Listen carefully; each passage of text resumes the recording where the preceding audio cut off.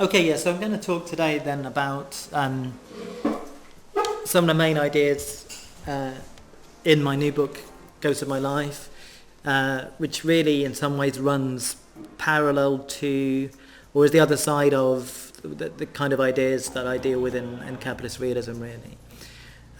If Capitalist Realism was about the complete takeover of capital, of not only of culture and economy but also of the psyche, then Ghosts of My Life deals with what was thwarted by that. What is the bad news that you already know? Well, that it's that the future has disappeared.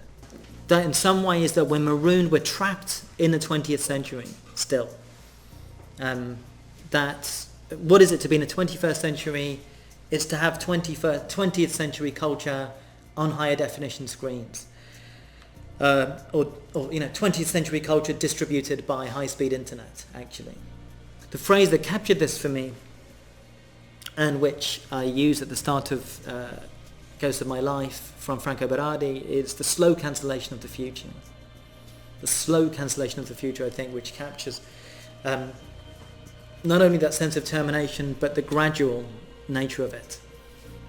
Those of us born at in a certain period, from the late 60s, 70s onwards, experienced time as marked by music in certain ways. That there was a strong connection between particular periods and music, and it was, one could periodize music, not only by the year but often by the month.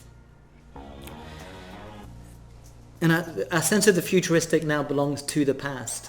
It has not been updated since the 90s, really. The way to establish a lot of what I'm saying, I think, is a simple kind of time travel experiment, which is, if you imagine beaming back any music produced in the 21st century into 1994. I picked 1994 deliberately because it's 20 years ago, and it's hard for some of us to accept that 1994 is 20 years ago. But if beaming it back to 1994, what would happen if people heard that music in 1994? Would they go, "My God, this is inexplicable. I've never heard anything like this. This isn't even music." I don't think anyone's going to do that. I don't think anyone would do that. Actually, I think the reverse would be the case. If you beam back music from 2014 to 1994, people are going to say, "Are you serious? This is coming from 20 years in the future. This doesn't sound that different from what we've got today." And I think that's thinking of that 20-year period illustrates the kind of slowing down, a flattening of time that I'm referring to.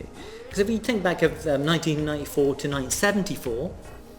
The vast sonic worlds that had been born and died in that period, the enormous kind of series of mutations that had occurred between 74 and 94, or again between 54 and 74, the speed, the rapidity, the efflorescence of different sounds, different sensations that emerged in that period. Since 1994, I don't think I think that's flattened out.